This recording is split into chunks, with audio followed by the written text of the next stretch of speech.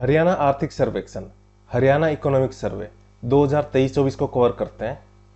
हरियाणा भारत का उत्तर पश्चिमी राज्य है और ये एक लैंडलॉक्ड राज्य है। लैंडलॉक्ड का मतलब होता है जो चारों तरफ लैंड से, भूमि से ही घिरा हुआ हो, लैंड से लॉक हो। जैसे हरियाणा हो गया, यूपी हो गया, ये दोनों एक लैंडलॉक्ड राज्य हैं जो भारत में। और जो लैंडलॉक्ड नहीं है उनके एग्जाम्पल में आप गुजरात ले सकते हो, क्योंकि वहां पर एक तरफ अरब सागर है।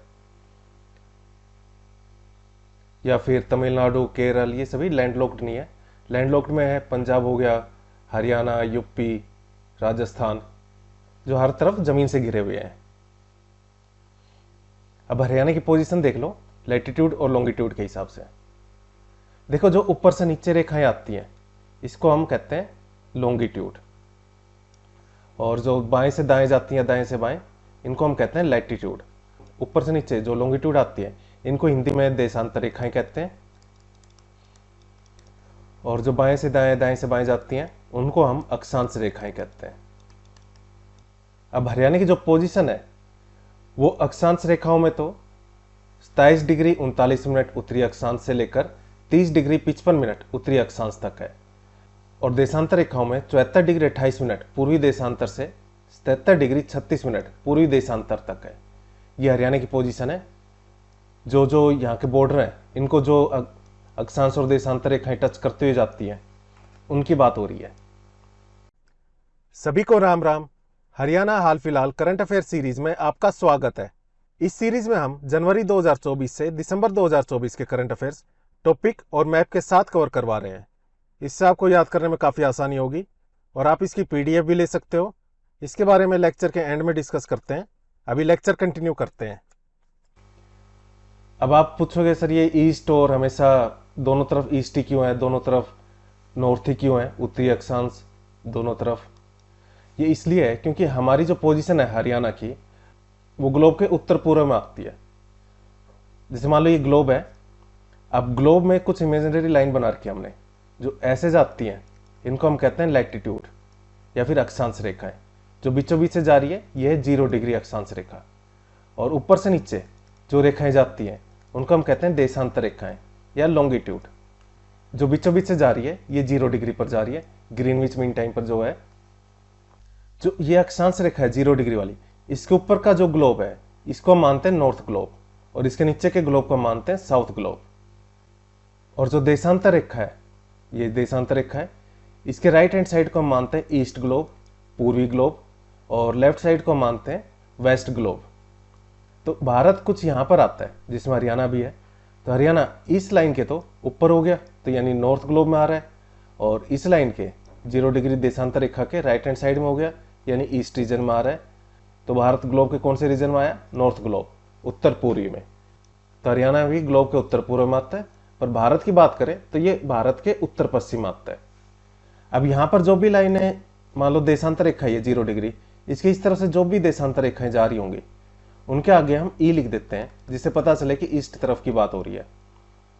और जो ये अक्षांश रेखा है इसके ऊपर जो भी और अक्षांश रेखाएं होंगी अलग अलग डिग्री पर, उनके आगे भी डिग्री के आगे हम एन लिख देते हैं, जिससे पता चले कि नॉर्थ रीजन की बात हो रही है। इसके नीचे जो आती है उनके डिग्री के आगे हम लिख देते हैं एस, ताकि पता चले साउथ की बात हो रही है। इसीलिए यहाँ पे जो ये देशांतर रेखाएं हैं इनके आगे पूर्वी इसलिए लिखा जाता है जिससे पता चले पूर्व की तरफ की देशांतर रेखाएं हैं, और अक्षांश रेखाओं में उत्तरी इसलिए लिखा जाता है जिससे पता चले कि उत्तर की तरफ की अक्षांश रेखाओं की बात हो रही है। हरियाणा ग्लोब के कौन से रीजन में आता है? उत्तर पूर्व में, इसलिए यहाँ की अक्षांश की रेखाओं के आगे उत्तरी लिखा मिलेगा और देशांतर की रेखाओं के आगे पूर्वी लिखा मिलेगा। अब पड़ोसी राज्य देख लो, ये जो ब्लैक ब्लैक कलर में आप लाइनें देख रहे हो ना, ये अलग अलग स्टेट की बाउंड्रीज है।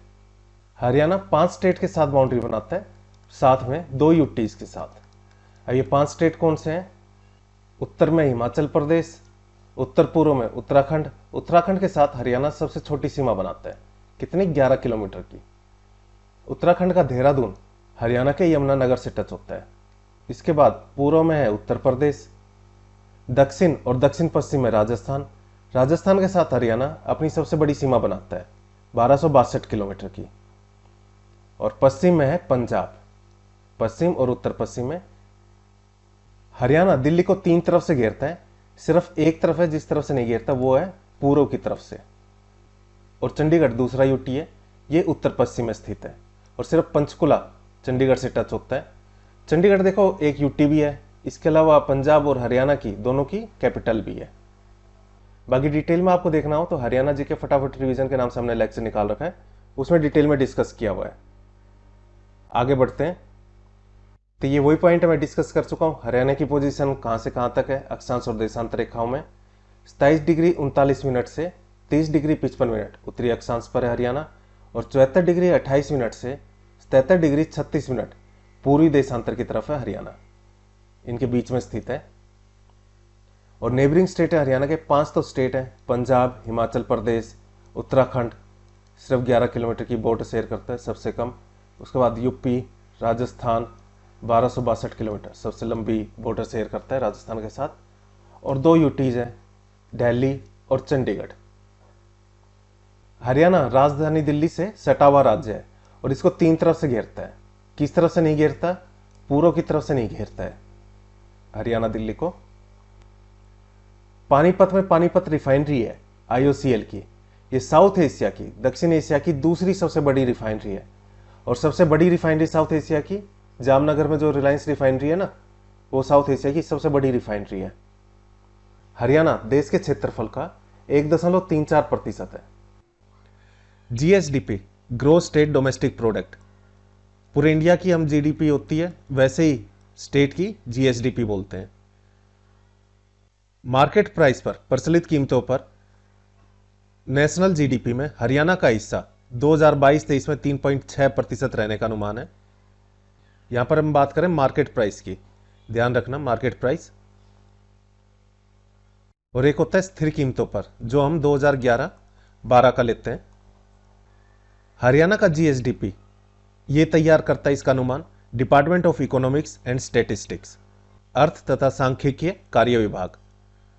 Department of economics and statistics Haryana का GSDP तैयार करता है। 2023-24 के अनुमानों के अनुसार प्रचलित कीमतों पर यानी मार्केट प्राइस पर राज्य का GSDP 10,95,535.06 करोड़ रुपए का अनुमान है, जो 2022-23 की 13.3% की वृद्धि की तुलना में 2023-24 में 11.3% की वृद्धि को दर्शाता है। यानी पिछली बार के मुकाबले थोड़ी कम हुई है। पहले कितना अनुमान था? 13.3% 2022-23 के लिए, और 2023-24 के लिए 11.3% का अनुमान है। और किस पर? मार्केट प्राइस पर। और प्रचलित कीमतों पर ही नेशनल GDP में हरियाणा का हिस्सा कितना होगा? 3.6%। और 2011-12 के कंपैरिजन में यानी स्थिर कीमतों पर अगर हम नापते हैं, हरियाणा की GSDP की हिस्सेदारी नेशनल की GDP में 3.7% रहने की उम्मीद है। और इसी स्थिर कीमतों पर हरियाणा की GSDP टोटल कितने रहने की उम्मीद है? 8%। तो आपको क्वेश्चन आए तो ध्यान रखना है, अगर सिंपल आ जाए तो स्थिर कीमतों में नापते हैं, पर अगर आ जाए कि प्रचलित कीमतों यानी मार्केट प्राइस पर, तो 11.3% हरियाणा की GSDP। देखो कई बार थोड़ा कंफ्यूजिंग हो सकता है, पर आपको ये चीजें सही से समझ के याद रखने की जरूरत है। एक बार समझ में ना आए तो दोबारा देख लेना, समझ में आ जाएगा। अब बात करते हैं GSVA की, ग्रोस स्टेट वैल्यू एडिड, राज्य के सकल राज्य मूल्यवर्धन की बात। ये GDP से अलग होता है। इसको मेजर करते हैं वैल्यू ऑफ आउटपुट। पहले फार्मूला देख लेते हैं, value of output minus value of intermediate consumption. यानी जो कोई सामान का आउटपुट में जो वैल्यू आई है, उसमें से माइनस कर देंगे जो उसकी स्टार्टिंग में, जिससे वो सामान बना है उसकी स्टार्टिंग में, यानी रॉ मटेरियल की क्या वैल्यू थी। हिंदी में बोलें तो आउटपुट का मूल्य, आउटपुट तो आपको पता ही है, जब वो सामान बना है, निकल के आया है, आउटपुट का मूल्य, उसमें से माइनस कर देंगे मध्यवर्ती उपभोग का मूल्य।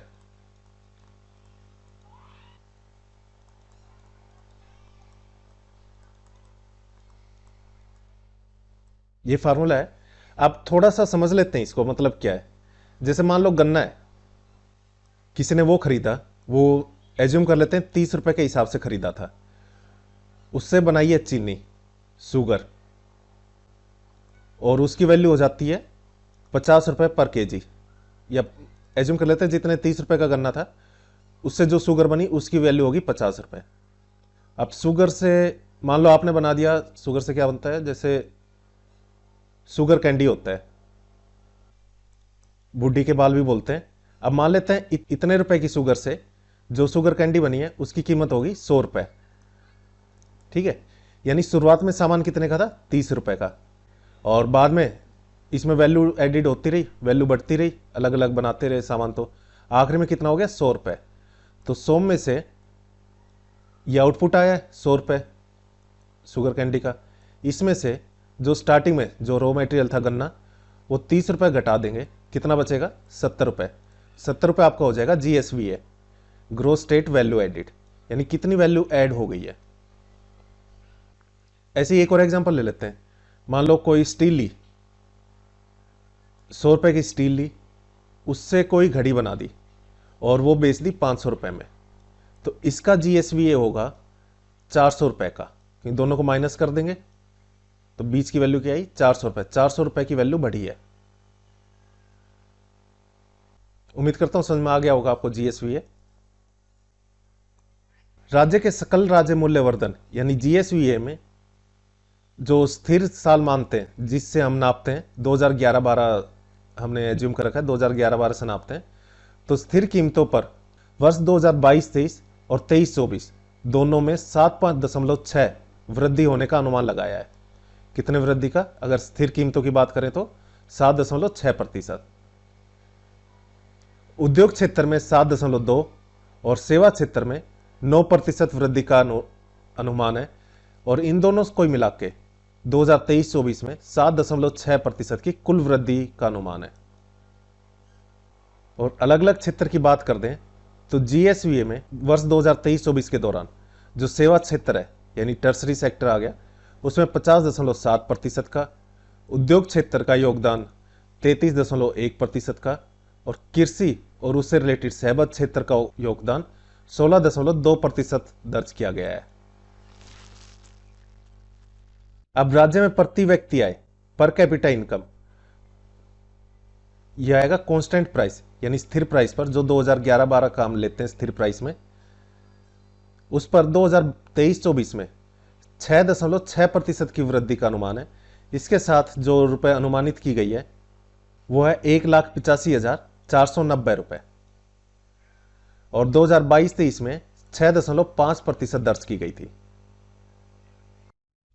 और अगर मार्केट प्राइस की बात करें तो मार्केट प्राइस पर 2023-24 में 9.8% की वृद्धि के साथ कितने रुपए होने की संभावना है पर व्यक्ति इनकम, पर कैपिटा, 3,25,759 रुपए, और 2022-23 में 12% की वृद्धि दर्ज की गई थी। इसमें देखो मार्केट प्राइस यानी हम सिर्फ डायरेक्ट पिछले साल के मुकाबले नाप लेते हैं, और स्थिर कीमतों पर 2011-12 हमने फिक्स कर रखा है, उसके हिसाब से हम मेजर करते हैं। और इससे होता यह है कि इन्फ्लेशन भी मेजर हो जाती है इन्फ्लेशन के हिसाब से। पर लगातार 2022-23 से 23-24 में जितने रुपए इंक्रीज हुए, अब कुछ महंगाई भी बढ़ी है, उस हिसाब से इनकम इंक्रीज हुई है, पर सामान खरीदने की कैपेसिटी तो कम हुई। अगर महंगाई ज़्यादा बढ़ गई और रुपए उस हिसाब से नहीं बढ़े तो सामान खरीदने की जो ताकत है पर उपभोक्ता की वो कम हो जाएगी ना। जैसे मान लो पहले 100 रुपये का सामान था पिछले साल, अब वो सामान की वैल्यू होगी 110 रुपये, पर किसी आदमी की सैलरी थी 100 रुपये, पहले 100 रुपये में सामान आ जाता था, पर अब उसकी इनकम होगी 105 रुपये, तो अब ये सामान तो नहीं आ पाएगा ना। तो इसलिए स्थिर कीमतों पर हम नापते हैं, जो 2011-12 हमने ले रखा है, ताकि जिसमें महंगाई दर का भी इतना फर्क ना पड़े। नेशनल जीडीपी में हरियाणा के राज्य सकल घरेलू उत्पाद यानी GSDP का योगदान स्थिर कीमतों पर 2011-12 जो हम लेते हैं कांस्टेंट प्राइस पर 2011-12 में 3.4% दर्ज किया गया था, और अब 2023-24 में ये 3.7% होने का अनुमान है। हरियाणा के GSDP का नेशनल जीडीपी में योगदान की बात हो रही है। हरियाणा राज्य सहकारी कृषि एवं ग्रामीण विकास बैंक की स्थापना के समय केवल 7 प्राथमिक सहकारी कृषि एवं ग्रामीण विकास बैंक थे, और अब इनकी संख्या 70 हो गई है। यानी 1966 में कितने थे, 7, अब 70, एक जीरो आगे लगा दिए। हरियाणा राज्य सहकारी apex bank limited, Haryana state cooperative apex bank. ये बैंक हरको बैंक कब स्थापित हुआ था? 1966 में। और इसमें 781 प्राथमिक जो कृषि ऋण समितियां हैं, जो कि अधिकतम हरियाणा ग्रामीण क्षेत्र में रहने वाले 29.67 लाख सदस्यों की वित्तीय जरूरतों को पूरा करती हैं। ये दोनों शामिल है इसमें, हरको और कृषि ऋण समितियां। किसान क्रेडिट कार्ड धारकों के लिए व्यक्तिगत दुर्घटना बीमा योजना स्टार्ट की गई थी 2009 को, और इस स्कीम के अंतर्गत 2023-24 में कार्ड धारकों को मात्र 3.65 रुपए की प्रीमियम देने पर 50,000 रुपए का बीमा दिया जा रहा है। कितने रुपए देने होते हैं साल के? 3.65 रुपए। और कितने का बीमा दिया जाता है? 50,000 रुपए का। और किसान क्रेडिट कार्ड धारक से 1.20 रुपए का अंशदान देना होगा इनको, और शेष जो बचे हुए 2.45 है, 3.65 में से 1.20 घटा दें तो 2.45 रुपए, ये अंशदान केंद्रीय सहकारी बैंक देंगे। 2014 से, जनवरी 2014 से राज्य के प्राप्ति प्रणाली ई ग्रास, इसके माध्यम से विभागों द्वारा सभी प्रकार के ई चालान सर्जित किए जाते हैं, ई चालान बनाए जाते हैं, और आम जनता इस इलेक्ट्रॉनिक प्रणाली का इस्तेमाल कर रही है। ई ग्रास का इस्तेमाल किस लिए करते हैं? सभी प्रकार के ई चालान बनाने के लिए। राज्य सरकार ने 3 बैंकों, जिनमें एसबीआई, पीएनबी और आईडीबीआई बैंक के साथ payment aggregator service, payment gateway लागू किया है। चलो, जिससे पेमेंट गेटवे यानी जिससे पैसे का लेन देन होता है, वो एसबीआई, पीएनबी और आईडीबीआई बैंक के साथ लागू किया है। और राज्य सरकार ई पेमेंट और ई रिसिप्ट के लिए आरबीआई की एक ऐप है ई कुबेर, इसको इस्तेमाल करने का भी निर्णय लिया है। ई पेमेंट यानी पेमेंट करना, ई रिसिप्ट यानी जो आती है, जो पैसे आते हैं उसके लिए ई कुबेर का इस्तेमाल करने का निर्णय लिया है। ई पेंशन प्रणाली को हरियाणा में प्रदेश में 1/10/2012 से लागू किया गया था। और जीवन प्रमाण पत्र, डिजिटल लाइफ सर्टिफिकेट, इसके प्रस्तुत करने के बाद जो पेंशन धारक हैं वो वर्ष में एक बार यानी नवंबर माह में किसी भी खजाना या उप खजाना में अपने जीवन प्रमाण पत्र को नवीनीकृत भी करवा सकते हैं। हरियाणा में ई स्टैंपिंग प्रणाली 1/3/2017 से लागू की गई थी। हरियाणा में मानव संसाधन प्रबंधन प्रणाली एचआरएमएस, इसको जून 2016 से लागू किया गया था। ये एक सॉफ्टवेयर है जिसमें जो भी नियमित कर्मचारी हैं उनका पूरा डाटा रखा जाता है, जैसे उनकी सेवा पुस्तिका होती है, एसीआर, या जो पदोन्नति होती है, उनकी जो प्रमोशन होता है उसका ब्यौरा, छुट्टियों का ब्यौरा, जो उनका ट्रांसफर होता है, इसके बारे में सारी सूचनाएं दर्ज की जाती हैं। किसमें? एचआरएमएस में। हरियाणा में वस्तु एवं सेवा कर, goods and service taxes, GST कर अधिनियम को 1 जुलाई 2017 से लागू किया गया था।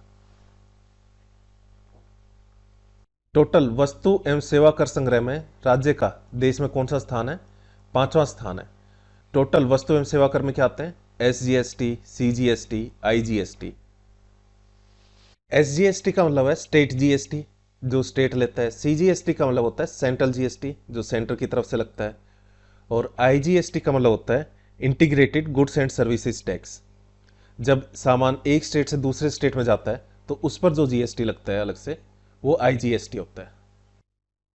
जीएसटी बिल बनवाने की संस्कृति को, इसको प्रोत्साहित करने के लिए मेरा बिल मेरा अधिकार नाम से 1/9/2023 को योजना शुरू की गई थी।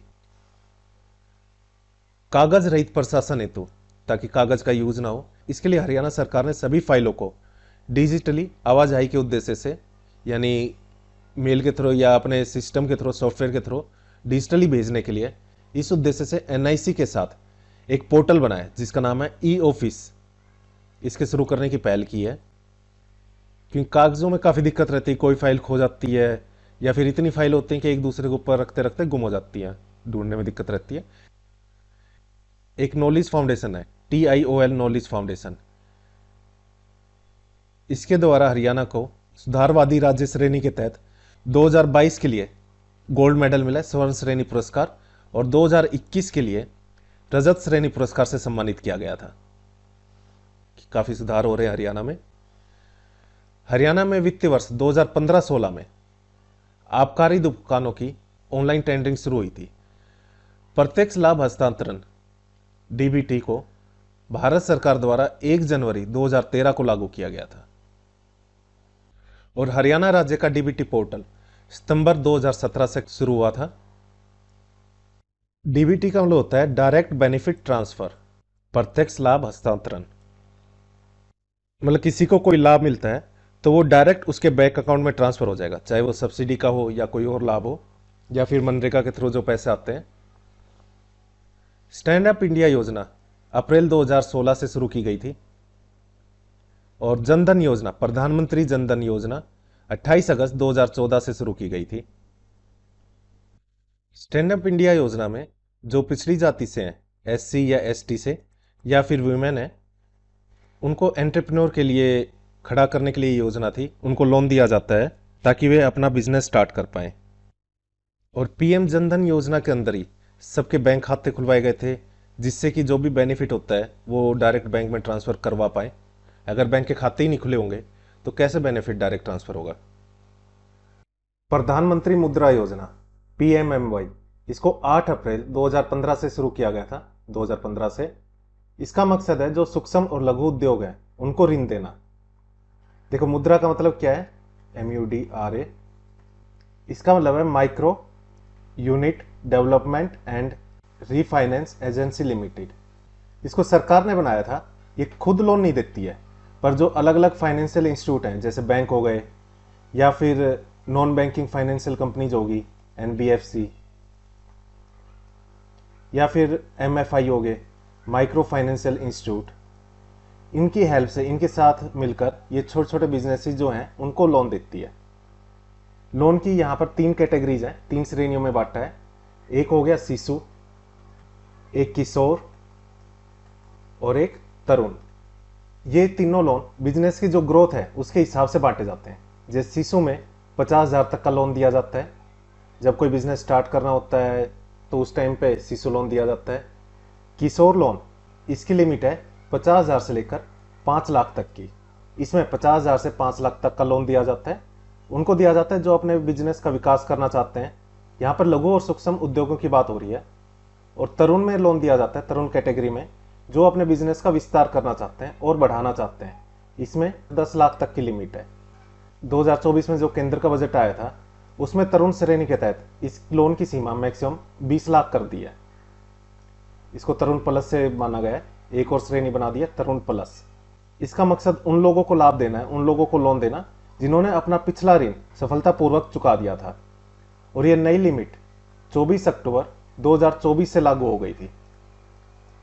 तो कितनी कैटेगरी होगी अब? शिशु, किशोर, तरुण और तरुण प्लस। क्वेश्चन डायरेक्ट आ सकता है मैक्सिमम लिमिट कितनी है लोन की पीएम मुद्रा योजना के तहत? अब मैक्सिमम कितनी होगी? 20 लाख। पहले थी 10 लाख, तरुण प्लस के बाद 20 लाख होगी मैक्सिमम लिमिट। पीएम सुरक्षा बीमा योजना, ये 9 मई 2015 को शुरू की गई थी ये योजना। इसमें दुर्घटना बीमा योजना, दुर्घटना मृत्यु या फिर दुर्घटना की वजह से कोई विकलांग हो जाता है तो उसको 2 लाख रुपए तक का बीमा होता है। इस योजना का लाभ 18 से 70 वर्ष की आयु के लोग ले सकते हैं जिनका सेविंग अकाउंट खुला हुआ है, और 20 रुपए का वार्षिक प्रीमियम होता है इसका। प्रधानमंत्री जीवन ज्योति बीमा योजना, ये योजना 1 जून 2015 से शुरू की गई थी। इसमें 18 से 50 वर्ष के जिनके सेविंग अकाउंट है, बचत खाता है, वो 436 रुपए का वार्षिक प्रीमियम का भुगतान कर ये योजना ले सकते हैं। और इस योजना में भी किसी भी कारण मृत्यु पर 2 लाख रुपए का भुगतान किया जाता है, 2 लाख रुपए का बीमा होता है। और अटल पेंशन योजना APY, ये 1 जून 2015 को शुरू की गई थी। इसमें जिनके बैंक खाता है और एज 18 से 40 वर्ष है वे इस योजना का लाभ ले सकते हैं। उनकी पेंशन स्टार्ट हो जाएगी, कुछ रुपए जमा करवाने पड़ेंगे और रिटायरमेंट के टाइम पे उनकी पेंशन स्टार्ट हो जाएगी। ये योजना उनके लिए है जो ऑर्गेनाइज सेक्टर में काम नहीं करते। मुख्यमंत्री परिवार समृद्धि योजना, इसके लाभार्थी यानी लाभ लेने वाले 6,000 रुपए की बीमा राशि से केंद्र सरकार की 5 योजनाएं हैं। प्रधानमंत्री जीवन ज्योति बीमा योजना, प्रधानमंत्री सुरक्षा बीमा योजना, प्रधानमंत्री किसान मानधन योजना, प्रधानमंत्री श्रम योगी मानधन योजना और प्रधानमंत्री लघु व्यापारी मानधन योजना। इसका लाभ पाने के हकदार होंगे। और इस 6,000 रुपये का जो ये सभी योजनाएं इनके प्रीमियम का भुगतान करने के लिए किया जाएगा। और इस स्कीम में नामांकित होने के बाद जो ये योजनाएं हैं 5, इसके प्रीमियम की प्रतिपूर्ति की जाएगी, यानी एक बार 6,000 रुपये से इनका प्रीमियम दिया जाएगा और बाद में जो भी राशि रहेगी, जो भी प्रीमियम देना होगा, उसका भुगतान राज्य सरकार करेगी। आकांक्षी जिलों का परिवर्तन कार्यक्रम, एस्पिरेशनल डिस्ट्रिक्ट योजना। आकांक्षी जिले यानी जिले जो पिछड़े हुए हैं उनको डेवलप करना है। आकांक्षी जिलों का परिवर्तन कार्यक्रम 2018 में शुरू किया गया था। इसका उद्देश्य जो भारत के 115 पिछड़े जिले हैं उनका उत्थान करना है और इसमें हरियाणा का एकमात्र जिला है नूह, मेवात। अभी जून 2023 में जो जिला नूह है, मेवात जिला है, उसने लाइफ टाइम ओवरऑल रैंकिंग में तो दूसरा स्थान मिला है और कृषि एवं जल संसाधन में पहली रैंकिंग मिली है। एग्रीकल्चर में देख लेते हैं। हरियाणा में 1966-67 में सकल बोया गया क्षेत्र 45.99 लाख हेक्टेयर का था और 2022-23 में यही सकल बोया अनुमानित क्षेत्र 66.80 लाख हेक्टेयर का है। और खाद्यान्न उत्पादन में 1966-67 के दौरान 25.92 लाख टन खाद्यान्न का उत्पादन हुआ था और 2022-23 में यह बढ़कर 184.3 लाख टन हो गया है। और देश में बासमती चावल का 60% से अधिक निर्यात केवल हरियाणा से होता है। राज्य में 2023-24 में गेहूं और चावल की औसत उपज 4,950 और 4,000 किलोग्राम प्रति हेक्टेयर होने का अनुमान है।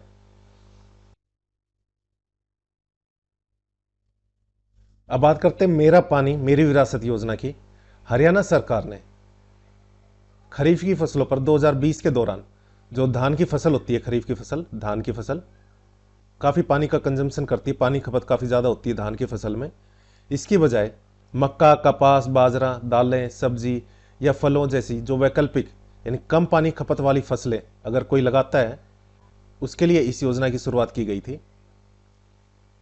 इस योजना के मुताबिक अगर कोई धान की फसल की बजाय कम पानी खपत वाली फसल लगाता है तो उस किसान को 7,000 रुपये प्रति एकड़ की दर से सहायता प्रदान की जाती है।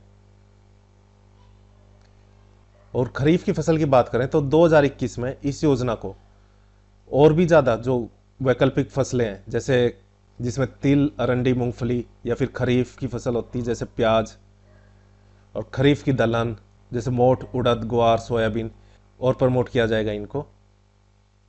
और इस योजना में 2021 में नई पहल को सम्मिलित करते हुए प्रति भूमि को भी शामिल किया गया है। प्रति भूमि वो भूमि होती है जिसको अभी टेम्परेरली छोड़ दिया गया है ताकि उसमें और फर्टिलिटी आए और बाद में फसल स्टार्ट करें, जहां पे अभी फसल नहीं उगाई जाती है। मेरा पानी मेरी विरासत योजना के तहत ही खरीफ 2021 में खेत खाली फिर भी खुशहाली इसको स्टार्ट किया गया था और इसमें मृदा स्वास्थ्य में सुधार के लिए यानी भूमि को फर्टाइल करने के लिए, भूमि को अच्छा बनाने के लिए अगर कोई धान के स्थान पर धान उगाने की बजाय अपनी भूमि को परती रखता है, यानी अभी उस पर कुछ कोई फसल नहीं उगाता है, उन किसानों को भी प्रोत्साहन राशि दी गई है और इससे करीब 22,565 करोड़ लीटर पानी की बचत की गई। खरीफ की फसल में 2021 के दौरान बाजरा की फसल को वैकल्पिक फसलों के दायरे से हटा दिया गया है और वैकल्पिक फसलों के दायरे में कृषि वानिकी यानी जो पेड़ उगाते हैं उनमें पॉपुलर और नीलगिरी को शामिल करके खरीफ 2022 में और मजबूत किया गया है। दलहन और तिलहन फसलों के संवर्धन के लिए योजना। हमारे यहाँ पर दाल और तिलहन की फसलें कम उगाते हैं, ज़्यादातर तो हम सरसों, बाजरा या फिर चावल इनमें ही लगे रहते हैं। तो कृषि विभाग ने हरियाणा में बाजरा के स्थान पर दलहन जैसे मूंग, अरहर, उड़द या फिर तिलहन जैसे अरंडी, मूंगफली और तिल, इनको बढ़ावा देने के लिए नई योजना शुरू की है। इसके तहत दलहन और तिलहन के लगाने पर किसानों को 14,000 रुपये प्रति एकड़ की वित्तीय सहायता दी जाएगी और ये योजना 7 जिलों में लागू की गई है: भिवानी, हिसार, महेंद्रगढ़, चरखी दादरी, रेवाड़ी, झज्जर और मेवात। प्रधानमंत्री फसल बीमा योजना 2016 से लागू की गई थी। इस योजना के तहत खरीफ सीजन में जो धान, बाजरा, मक्का, कपास, मूंग इसको कवर किया जा रहा है और रबी सीजन में गेहूं, सरसों, चना, जौ और सूरजमुखी को कवर किया जा रहा है। इस योजना के तहत जो रबी की फसल है उसका प्रीमियम के लिए 1.5% देना होगा और खरीफ की फसल के लिए 2%, और जो बाकी वाणिज्यिक फसलें हैं जैसे कपास हो गई उसके लिए 5% का प्रीमियम देना होगा, जो फसल की वैल्यू है उसका। इस योजना में जल भराव की वजह से जो फसलें खराब हो जाती हैं, जल भराव में धान को छोड़कर सिर्फ, और बाकी ओलावृष्टि, बाढ़, सूखा हो जाता है या फिर आसमान से बिजली गिरती है या कोई बीमारी का हमला हो जाता है, इन सभी जोखिमों को कवर किया जाता है। मेन क्या है, जल भराव में किस फसल को कवर नहीं किया जाता? धान को। और इसके अलावा फसल कटाई में जो 14 दिन तक अगर कोई चक्रवात आ जाता है या चक्रवाती बारिश, बेमौसमी वर्षा के हिसाब से जो कटी हुई फसल है या फैली हुई खेत में पड़ी हुई जो पक्की फसल है उसको नुकसान होता है, उसको भी बीमा में शामिल किया गया है। मृदा स्वास्थ्य प्रबंधन योजना, सॉइल हेल्थ कार्ड स्कीम। इस स्कीम को भारत के प्रधानमंत्री नरेंद्र मोदी जी ने 19/2/2015 को राजस्थान के सूरतगढ़ से शुरू की थी। इस योजना को, यह योजना हरियाणा में अप्रैल 2015 से शुरू की गई थी। राज्य कृषि विकास योजना, इसको हरियाणा ने 2007-8 में शुरू किया था। मृदा प्रबंधन के तहत मृदा कार्ड दिए जाते हैं जो बताते हैं कि सॉइल कितनी फर्टाइल है, कितनी अच्छी है। मृदा स्वास्थ्य कार्ड दिए जाते हैं। भारत सरकार ने 2007-8 से राज्य में केंद्र की स्कीम है राष्ट्रीय खाद्य सुरक्षा mission, NFSM, national food safety mission, इसको शुरू किया था। और इस मिशन के तहत रबी की 2 फसलें गेहूं और दालें, इनको शामिल किया गया था। हरियाणा में 1996 में जल भराव और लवणीय मिट्टी के सुधार हेतु कार्य शुरू किया गया था। हरियाणा के मुख्यमंत्री ने जल भराव और लवणीय भूमि के सुधार की घोषणा की थी, जिसे 2021-22 और उसके बाद शुरू किया गया है। प्रधानमंत्री किसान योजना के तहत किसानों को 6,000 रुपए प्रति वर्ष वित्तीय सहायता दी जाएगी और ये 2,000 रुपए प्रति किस्त के आधार पर प्रदान की जा रही है। साल में 3 बार मिलेंगे 2,000 रुपए। मेरी फसल मेरा ब्यौरा राज्य सरकार का एक कार्यक्रम है। इसके तहत किसान अपनी फसलों को MSP पे बेच सकते हैं और बाकी जो दूसरे लाभ हैं उसके लिए खुद पंजीकृत कर सकते हैं। और सभी किसानों के लिए सरकारी योजनाओं के लाभ के लिए एक सिंगल विंडो मंच प्रदान किया गया है, यानी अलग अलग जगह नहीं जाना पड़ेगा, एक ही विंडो, सिंगल विंडो से अपने सारी सरकारी योजनाओं के लाभ ले पाएंगे। धान की सीधी बुआई, डायरेक्ट सीडिंग ऑफ राइस, ये पानी और मिट्टी के संसाधनों की बचत के लिए एक महत्वपूर्ण संसाधन संरक्षण टेक्निक है। और राज्य के DSR टेक्निक को, डायरेक्ट सीडिंग राइस टेक्निक को लोकप्रिय बनाने के लिए जो ये तकनीक अपनाते हैं उन किसानों को 4,000 रुपए प्रति एकड़ की वित्तीय सहायता दी जाती है। डायरेक्ट सीडिंग राइस में जो राइस के जो बीज होते हैं उनको सीधे खेतों में उगाया जाता है, ना कि कहीं से नर्सरी से लाके धान की बुआई की जाती है। इस योजना के तहत राज्य के 12 धान उत्पादक जिले जैसे अंबाला, यमुनानगर, करनाल, कुरुक्षेत्र, कैथल, पानीपत, जींद, सोनीपत, फतेहाबाद, सिरसा, हिसार और रोहतक, इनमें यह योजना लागू की गई है। हरियाणा पूरे देश का अकेला राज्य है जो देसी गाय की खरीद पर 25,000 रुपए और प्लास्टिक डम के लिए 3,000 रुपए और प्राकृतिक रूप से जो उत्पाद उत्पादित होते हैं उनकी पैकेजिंग और ब्रांडिंग के लिए 20,000 रुपए देता है प्रति किसान। प्राकृतिक खेती के सतत विकास लक्ष्यों की प्राप्ति के लिए 2023-24 के लिए 20,000 एकड़ का हरियाणा सरकार ने लक्ष्य रखा है। हरियाणा उपोष्ण कटिबंधीय क्षेत्र के अंतर्गत गन्ना उगाने वाला एक इंपॉर्टेंट राज्य है, महत्वपूर्ण राज्य है। और गन्ने की खेती को प्रोत्साहित करने के लिए राज्य में गन्ना प्रौद्योगिकी मिशन TMS योजना लागू की गई है। गन्ना प्रौद्योगिकी मिशन राज्य सरकार द्वारा प्राकृतिक आपदा से किसानों की फसल खराब होने पर मुआवजा राशि 12,000 रुपए प्रति एकड़ से बढ़ाकर 15,000 रुपए प्रति एकड़ कर दी गई है। और आपदा प्रबंधन राहत योजना के तहत हरियाणा सरकार द्वारा कोविड-19 के जो मृतक थे उनके परिजनों को 50,000 रुपए की अनुग्रह सहायता प्रदान की है।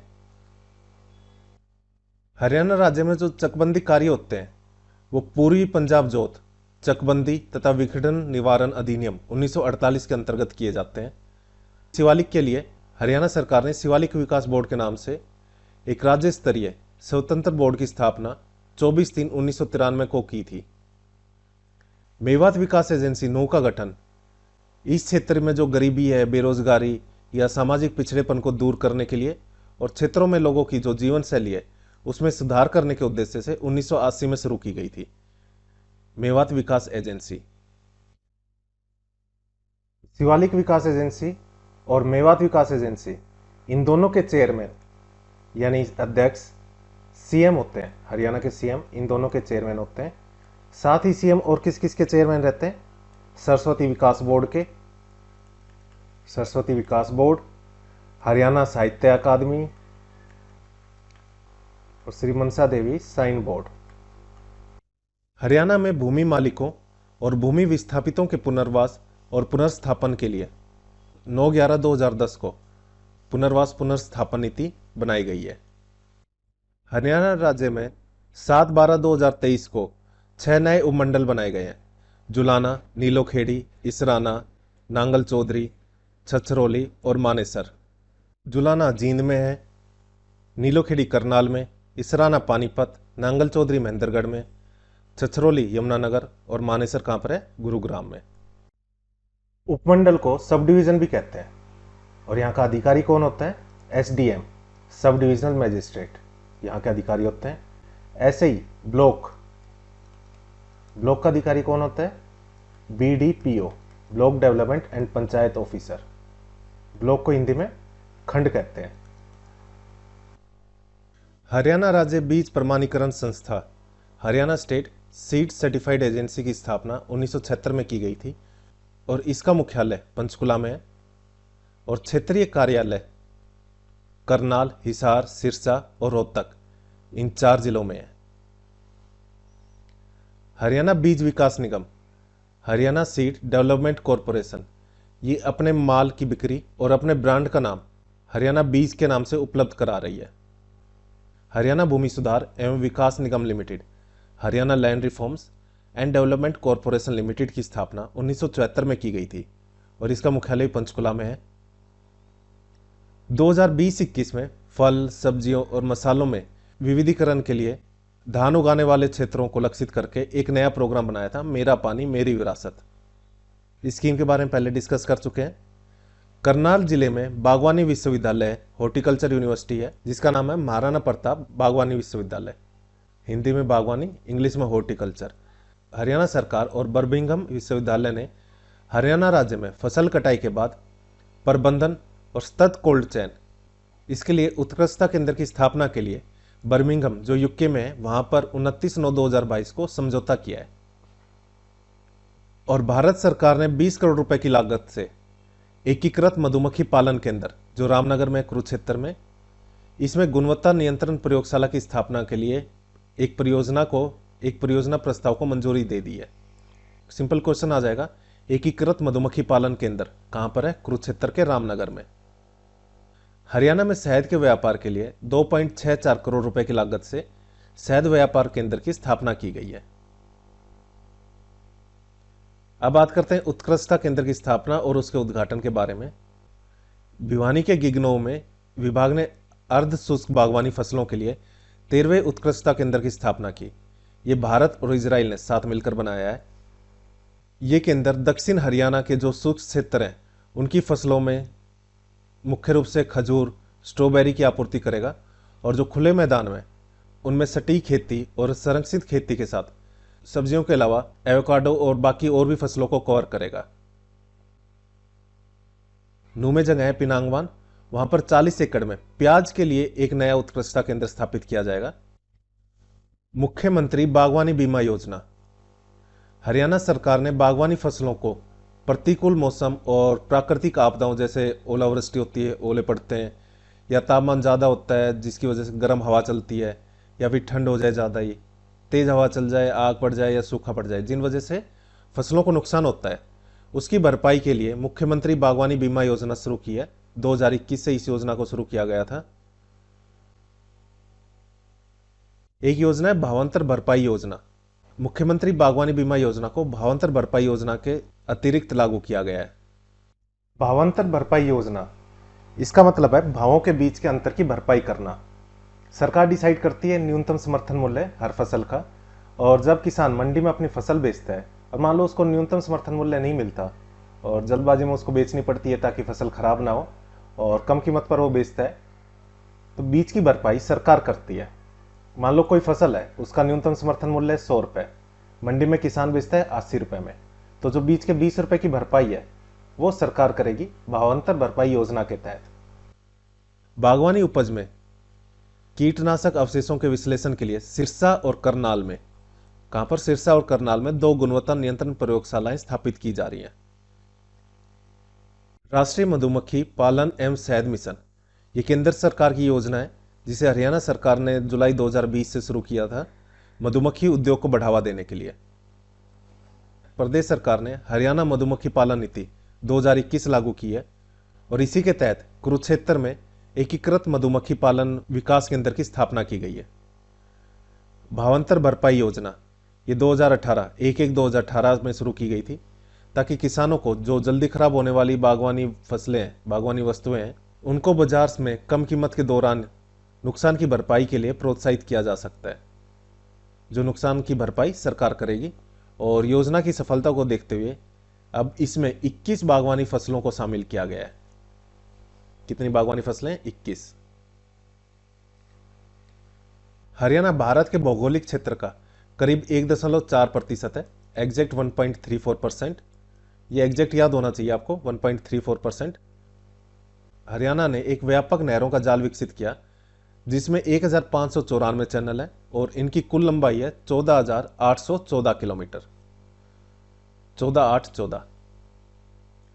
भाखड़ा प्रणाली में कुल 558 नहरें हैं जिनकी लंबाई है 6,279.57 किलोमीटर और यमुना प्रणाली में 473 नहरें हैं, ये है 4,295.35 किलोमीटर।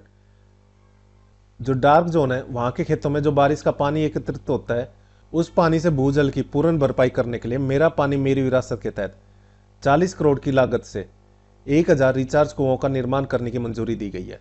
डार्क जोन या जहां पर पानी काफी नीचे है, जहां से जमीन से पानी निकालना मुश्किल होता है, तो वहां पर भूजल ऊपर आए, इसके लिए इस योजना के तहत, मेरा पानी मेरी विरासत योजना के तहत 1,000 रिचार्ज कुओं का निर्माण किया जाएगा। अटल भूजल योजना ये 6,000 करोड़ रुपए की केंद्र सरकार की योजना है। इसका उद्देश्य है जो चिन्हित राज्य हैं जिनमें जल संकट है, जैसे गुजरात, महाराष्ट्र, हरियाणा, कर्नाटक, मध्य प्रदेश, राजस्थान और उत्तर प्रदेश, यहाँ के जो भूजल संसाधन है उनके प्रबंधन में सुधार करना। हरियाणा सरकार सरस्वती नदी में पानी छोड़ रही है, इसके लिए सरस्वती नदी पुनरुद्धार तथा धरोहर विकास योजना, इसके प्रथम चरण के लिए 388.16 करोड़ रुपए की अनुमानित लागत की परियोजना को मंजूरी दी है। हरियाणा सरकार यमुना नदी और जो उसकी सहायक नदियां हैं गिरी और टोंस, इससे राज्य के पानी की जो आपूर्ति है उसको सुनिश्चित करने के लिए यमुना नदी के ऊपर रेणुका, किसाऊ और लखवार व्यासी बांधों का निर्माण कर रही है। ये 3 बांधों के नाम याद होने चाहिए, कहां पर बनाए जा रहे हैं। यमुना नदी की जो सहायक नदियां गिरी और Tons. Pond data management system, इसमें दर्ज आज तक के कुल उपलब्ध 19,487 तालाबों में से 11,836 जो प्रदूषित तालाब हैं उनको पुनर्जीवित करने का कार्य हरियाणा सरकार कर रही है। अमृत मिशन योजना के तहत अपने प्रदेश के 75 तालाब प्रति जिले के हिसाब से 22 जिलों के 1,650 अमृत सरोवरों को पूरा करने का लक्ष्य रखा है। किस योजना के तहत? अमृत मिशन योजना के तहत। दिसंबर 2020 में हरियाणा द्वारा नहरी क्षेत्र प्राधिकरण यानी काडा का नाम बदलकर सूक्ष्म सिंचाई एवं नहरी क्षेत्र विकास प्राधिकरण मिकाडा कर दिया है। अब फॉरेस्ट को देखते हैं। हरियाणा को हरा भरा, स्वच्छ और प्रदूषण मुक्त बनाने की दृष्टि से हरियाणा सरकार ने 2023 में 20,000 हेक्टेयर से ज्यादा की भूमि को संरक्षित वन के रूप में घोषित किया, जिससे राज्य में जो वृक्ष हैं और वन आवरण यानी ट्री और फॉरेस्ट कवर, इसमें वृद्धि होगी। हरियाणा वन विभाग ने पौधगिरी का अभियान चलाया है। इस नाम से एक व्यापक वृक्षारोपण अभियान की शुरुआत की है जिसमें वृक्ष उगाए जाएंगे, पौधे लगाए जाएंगे। किस अभियान के तहत? पौधगिरी अभियान। इस अभियान की महत्वपूर्ण बात यह है कि जो स्कूली बच्चे हैं उनको भागीदारी को सुनिश्चित किया है इसमें। इसके तहत कक्षा 6 से लेकर 12वीं तक की कक्षा के जो बच्चे हैं उनको 2018 से अब तक कुल 90.33 लाख पौधे उपलब्ध करवाए जा चुके हैं। वर्ष 2023-24 के दौरान पूरे राज्य में 1.72 करोड़ वृक्षों का रोपण किया गया था। प्राणवायु देवता पेंशन योजना, इस योजना को पेड़ों के प्रति सम्मान के रूप में जिन्होंने दशकों तक मानवता की सेवा की है, पेड़ों को सम्मान देने के लिए ये योजना है। इसके तहत जो पंचायत, सार्वजनिक, निजी और सरकारी संपत्तियों पर जो 75 वर्ष या उससे अधिक उम्र के पेड़ हैं, स्वस्थ पेड़ों को सालाना पेंशन के लिए चुना जाता है। इस योजना के तहत जो इन पेड़ों की रक्षा करते हैं, जो इन पेड़ों के अभिरक्षक हैं, उनको हर साल 2,750 रुपए की पेंशन मिलती है। शिवधाम योजना एवं अमृतवन, शिवधाम योजना के तहत नीम और पीपल जो पेड़ छाया देते हैं, छायादार प्रकार के पौधों का रोपण किया जाएगा और राज्य भर में शिवधामों के समीप, यानी जो जहां पर अंतिम संस्कार होता है, उसमें शामिल लोगों को ये पेड़ छाया प्रदान करेंगे। पशुपालन एवं डेयरी विभाग जो हरियाणा राज्य का है, इसके अनुसार हरियाणा में कितने लाख पशुधन की संख्या है? 71.26 लाख। जो पूरे देश में पशुधन की संख्या है उसका हरियाणा में 2.1% है। हरियाणा में 119.65 लाख टन दूध का योगदान है और देश के कुल दूध उत्पादन का 5.19% है। हरियाणा राज्य में प्रति व्यक्ति प्रतिदिन एक दिन में हर एक व्यक्ति के लिए 1098 ग्राम दूध है और जबकि देश की बात करें 459 ग्राम दूध है प्रति व्यक्ति पर दिन का, और इसमें यह देश में तीसरे स्थान पे हरियाणा। हरियाणा राज्य में साहिवाल, बेहाली और गिर जैसी देसी नस्ल है, जो देसी नस्ल की गाय हैं, इनको संरक्षण और बढ़ावा देने के लिए जो गाय दूध देती हैं, अधिक दूध देती हैं, उनके मालिकों को 5,000 रुपए से 20,000 रुपए तक की प्रोत्साहन राशि दी जा रही है। इस नस्ल की गाय जो ज्यादा दूध देती है। Haryana state warehousing corporation को स्टील साइलों के निर्माण के लिए नोडल एजेंसी घोषित किया गया है। हरियाणा राज्य के जो 5 जिले हैं, अंबाला, हिसार, करनाल, रोहतक और यमुनानगर, इसमें फोर्टिफाइड आटा वितरित किया जाता है और 2018 से जनवरी 2018 से हरियाणा सरकार द्वारा बीपीएल के प्रत्येक परिवार को 13.50 रुपए प्रति किलोग्राम प्रति मास की दर से चीनी वितरित की जा रही है। हरियाणा में कुल 9,481 राशन डिपो हैं और सरकार ने जुलाई 2023 में निर्णय लिया था, जिसमें जिन परिवारों की पहचान पत्र में वार्षिक आय जो सत्यापित आय वो 1 लाख रुपए से कम है, तो उनको 20 रुपए प्रति लीटर की दर से कितना 2 लीटर सरसों का तेल प्रति परिवार दिया जाएगा, हैफेड और हरित के माध्यम से, हरित एग्रो के माध्यम से। पर बाद में ये जो सत्यापित आय की सीमा 1 लाख थी, इसको बाद में 1 लाख से बढ़ाकर 1,80,000 कर दिया था। यानी इससे कम वालों को, ये भी बीपीएल फैमिली में आते हैं, इनको भी बाकी सारी सुविधाएं मिलेंगी जो पहले 1 लाख तक वालों के लिए लिमिट थी। 1 नवंबर 2016 को पूरे राज्य में उचित मूल्य की दुकान यानी एफपीएस, फेयर प्राइस शॉप का संचालन शुरू किया गया था। कब? 1 नवंबर 2016 को। भारत सरकार ने उपभोक्ताओं के लिए जो सही माप तोल को सुनिश्चित करने के लिए जो ये दुकानों पे माप तोल करते हैं, वेट रखते हैं, उसको सुनिश्चित करने के लिए विधिक माप विज्ञान अधिनियम 2009 लागू किया था। इसके तहत सजा का प्रावधान है अगर कोई गलत माप करता है तो, और अथोराइज्ड वेट यूज करना है। हैफेड हरियाणा का सबसे बड़ा शीर्ष सहकारी संघ है। हैफेड की स्थापना भी हरियाणा के बनने के साथ ही हुई थी, 1 नवंबर 1966 को ही। उसी टाइम हरियाणा अस्तित्व में आया था और हैफेड भी बना था। हरियाणा राज्य भंडारण निगम, इसकी स्थापना 1 नवंबर 1967 को ही थी, 1 साल बाद। भंडारण निगम जो अनाज संभालने का काम करता है।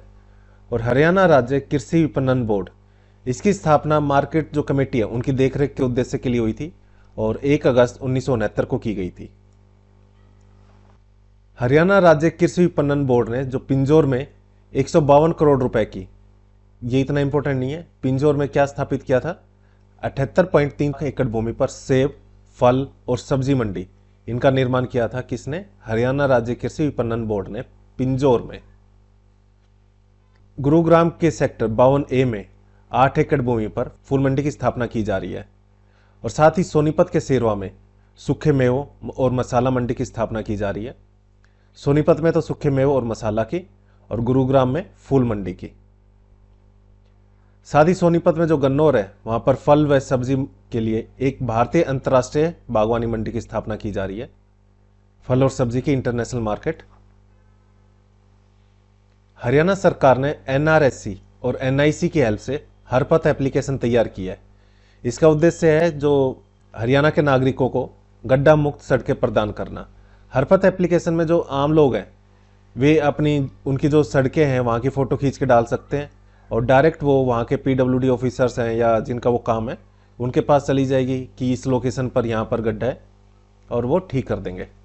हरपथ एप्लीकेशन के थ्रू क्या काम है इसका? गड्ढा मुक्त सड़कें प्रदान करना।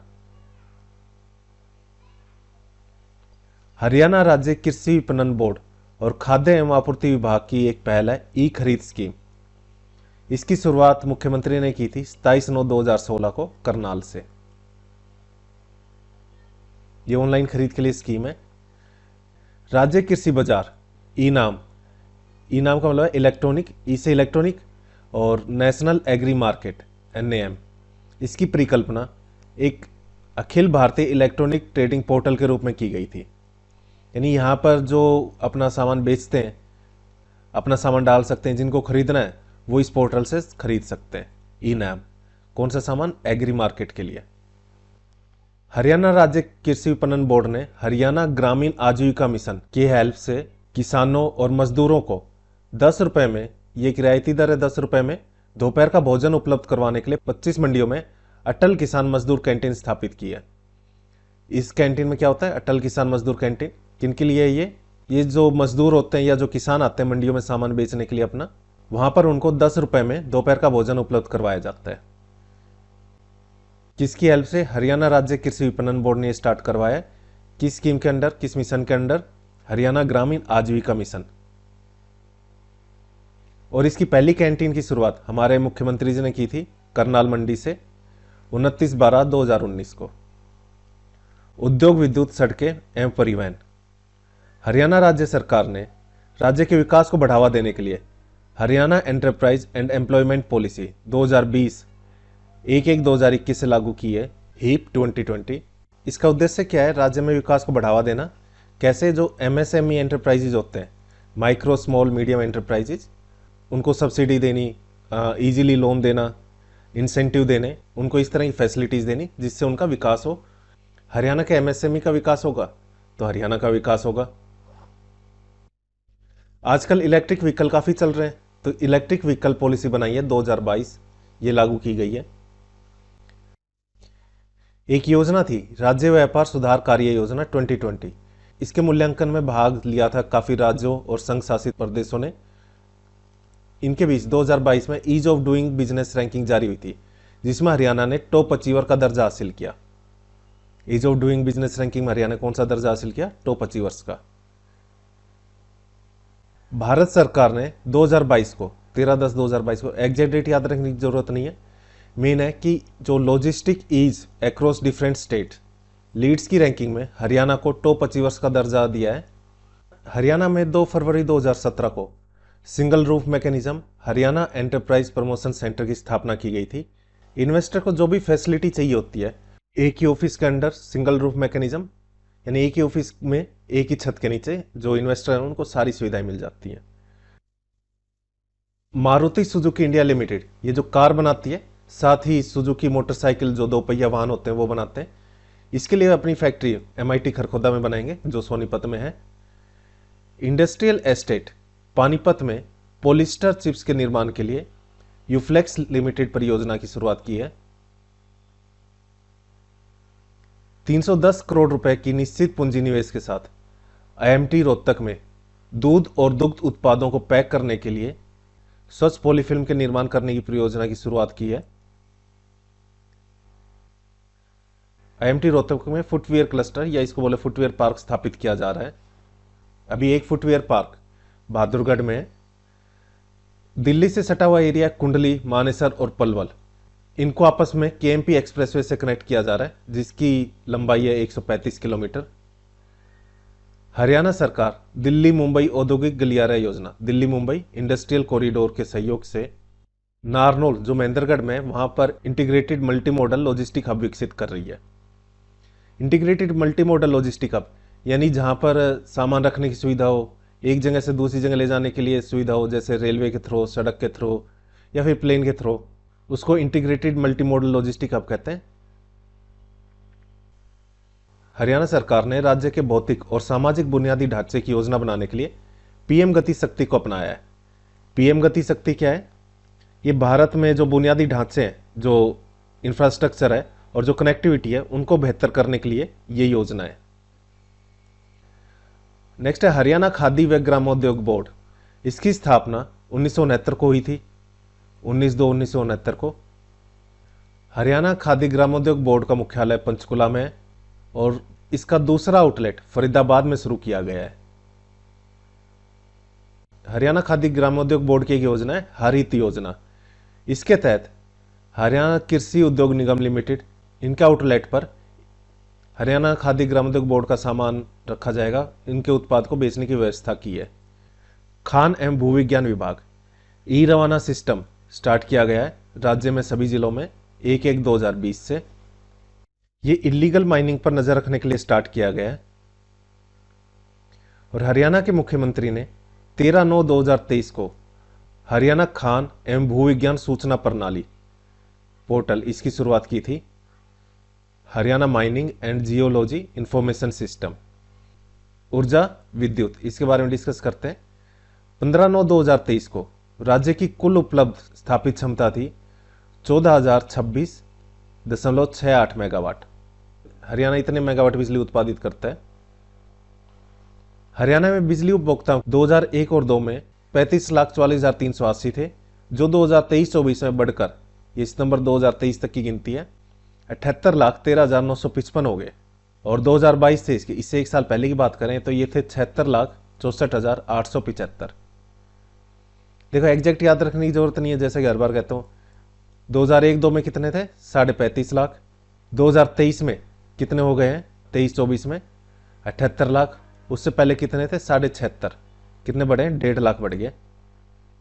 हरियाणा में 1967-68 में प्रति व्यक्ति बिजली की खपत 57 यूनिट थी, जो 2022-23 में 2,272 यूनिट हो गई है।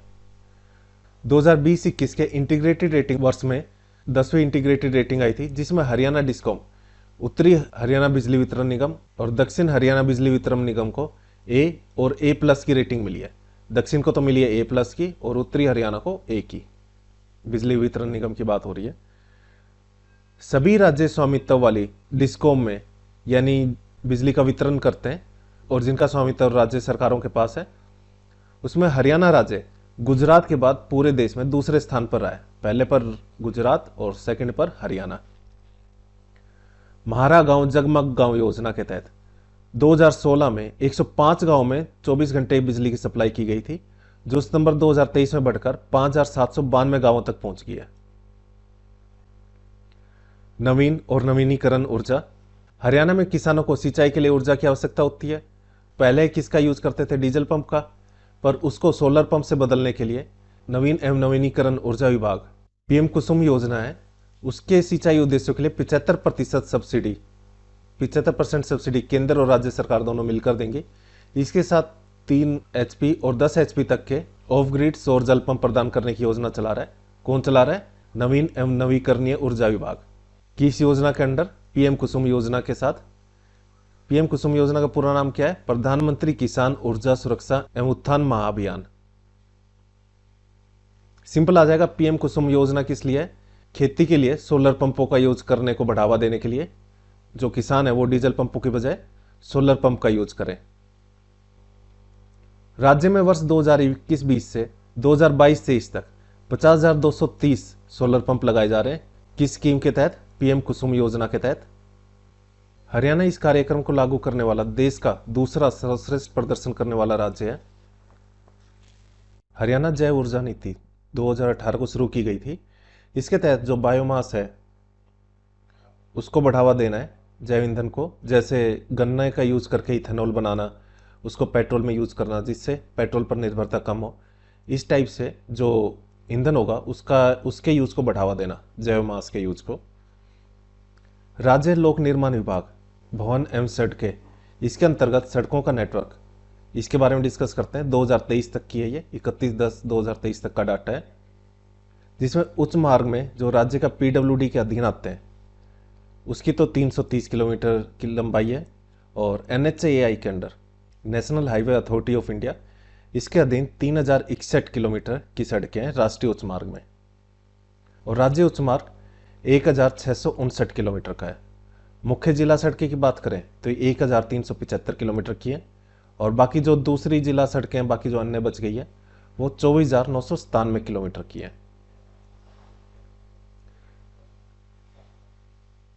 Haryana roadways engineering corporation Gurugram में है। भारत सरकार ने निर्देश दिए थे ओपन लूप टिकटिंग सिस्टम, इसको लागू करने वाला हरियाणा देश का पहला राज्य है। जिनकी उम्र 60 साल से ऊपर की है उनके लिए हरियाणा में टिकट में 50% की छूट है हरियाणा रोडवेज में, और छात्राओं को इनको अपने घर से जो प्रशिक्षण संस्थान है वहां तक जाना होता है तो इनके लिए मुफ्त टिकट की सुविधा है। पहले इसकी लिमिट थी 60 किलोमीटर तक की, अब ये बढ़ाकर 150 किलोमीटर की कर दी गई है। 4 चालक प्रशिक्षण एवं अनुसंधान संस्थान करनाल, बहादुरगढ़, रोहतक और कैथल में है, और एक क्षेत्रीय चालक प्रशिक्षण केंद्र गुरुग्राम में बनाया जा रहा है। गुरुग्राम में जो हरियाणा रोडवेज इंजीनियरिंग कॉरपोरेशन परिसर है गुरुग्राम में, वहां पर यह स्थापित किया जा रहा है। हरियाणा में 11 स्थानों पर यह करनाल, यमुनानगर, सोनीपत, नूंह, फरीदाबाद, रेवाड़ी, कैथल, रोहतक, बहादुरगढ़, पलवल और भिवानी, यहाँ पर एडीटीटी स्वचालित driving test track, automated driving test track स्थापित किए जा रहे हैं। इसमें सेंसर्स का यूज होगा और जो कैमरे हैं उनका यूज होगा, जिससे जो ड्राइवर हैं उनकी स्किल का आइडिया लगेगा, यानी किसी आदमी की, किसी ह्यूमन की इंटरवेंशन की जरूरत नहीं रहेगी। कैमरा और सेंसर से ही जो ड्राइव कर रहा है उसकी काबिलियत का आइडिया लगा लेंगे। ये लाइसेंस के लिए जरूरी होगा। और इन 11 में से जो 2 स्थान है रोहतक और बहादुरगढ़, यहां पर एडीटीटी मारुति सुजुकी इंडिया लिमिटेड ने स्थापित किया है। राज्य भर में राष्ट्रीय वाहन एवं सारथी सॉफ्टवेयर को लागू किया जा चुका है। ये वाहन और सारथी सॉफ्टवेयर क्या है? यहाँ पे वाहन यानी रजिस्ट्रेशन नंबर होता है जो व्हीकल का, साथ ही सारथी यानी सारथी कौन रहता है? जो ड्राइवर रहता है, उसका लाइसेंस, ये दोनों, इन दोनों की डिटेल रहती है। और इसकी हेल्प से अगर किसी को अपना लाइसेंस रिन्यूअल करवाना हो, या फिर खो गया है तो डुप्लीकेट बनवाना हो, या रजिस्ट्रेशन का रिन्यूअल करवाना हो, इन सभी काम में इस सॉफ्टवेयर की से काफ़ी हेल्प होगी, काफ़ी ईजी रहेगा। सिविल विमानन विभाग जो हरियाणा की है, इसकी 5 सिविल हवाई पट्टियाँ पिंजौर, करनाल, हिसार, भिवानी और नारनौल में है। इसके अलावा 2 फ्लाइंग प्रशिक्षण केंद्र करनाल और पिंजौर में स्थित है, जहाँ जो भी लड़के लड़कियां हैं वो उनको फ्लाइंग का प्रशिक्षण दिया जाता है। शिक्षा एवं सूचना प्रौद्योगिकी को डिस्कस करते हैं। मिड डे मील योजना है, ये एक सेंट्रल स्पॉन्सर्ड स्कीम है, यानी सेंट्रल इसके लिए खर्चा करती है, केंद्र प्रायोजित योजना। और इस योजना के तहत जो भी सरकारी और स्थानीय निकाय में कक्षा 1 से 5 तक के लिए जो प्राथमिक कक्षाएं हैं, और साथ ही उच्च प्राथमिक कक्षाएं यानी 6 से लेकर 8 तक के बच्चों को दोपहर के टाइम गर्म और पका हुआ भोजन प्रदान किया जाता है। ये स्कीम कब से शुरू हुई थी? 15 अगस्त 2004 से। डायरेक्ट ईयर भी आ जाता है 2004 से, 15 अगस्त जब देश आज़ाद हुआ था, 15 अगस्त 2004 से पूरे राज्य में कक्षा 1 से लेकर 5 तक के लिए लागू किया था उस टाइम, और 2008 में 6 से लेकर 8 तक की कक्षाओं को भी इसमें शामिल किया गया था। 6ठी से 8वीं कक्षा तक के जो छात्र हैं उनके लिए 2022 को माननीय शिक्षा मंत्री हमारे, उन्होंने उड़ान योजना शुरू की थी, रेमेडियल एजुकेशन प्रोग्राम, उपचारात्मक शिक्षण कार्यक्रम, इसको उड़ान के नाम से भी जाना जाता है, इसको शुरू किया था। जो छात्र हैं उनको संरचित उपचारात्मक सामग्री यानी अलग अलग तरीके से संरचित उपचारात्मक सामग्री के माध्यम से उनके सीखने के स्तर में सुधार करना और सहायता प्रदान करना है।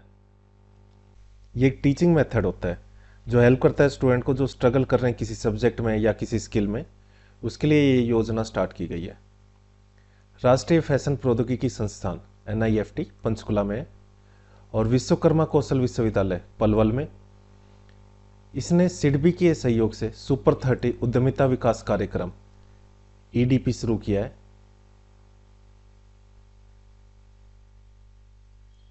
जन सहायक मोबाइल ऐप या फिर जन सहायक हेल्प मी मोबाइल ऐप, ये एक मोबाइल प्लेटफॉर्म है जिसमें नागरिकों को सरकार की सारी सुविधाएं इसी एक ऐप पर मिल जाएगी। अंत्योदय सरल पोर्टल, ये जो भी सरकारी योजनाएं हैं हमारे गरीबों के लिए हरियाणा के, उनको डिजिटली समाधान प्रदान करता है। इसमें जो सरकारी सेवाएं हैं उनकी डिलीवरी यानी उनका जो वर्क है उसकी कैपेसिटी और जो स्पीड है वो काफ़ी बढ़ जाती है। हरियाणा में ई विधान एप्लीकेशन 8 अगस्त 2022 से लॉन्च की गई थी।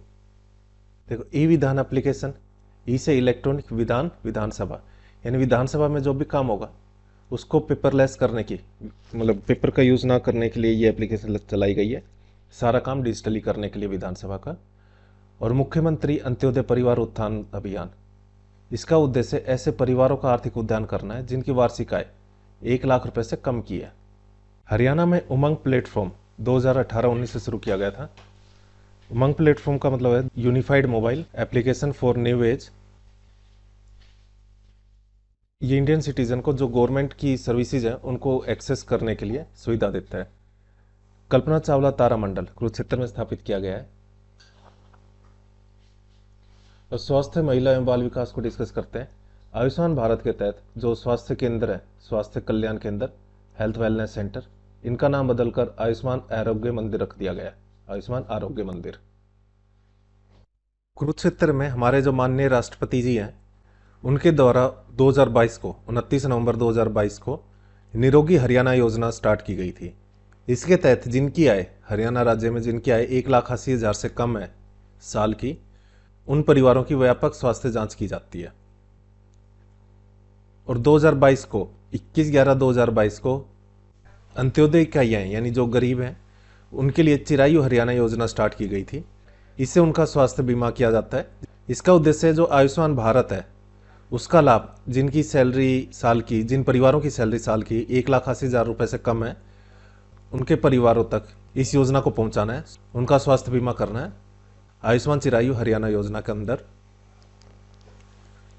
2023-24 के बजट में आयुष्मान भारत चिरायु योजना जो थी, जो 1,80,000 रुपये तक के परिवारों का स्वास्थ्य बीमा करती थी, उसको 3 लाख रुपए तक की वार्षिक आय वालों के परिवारों तक बढ़ा दिया गया था।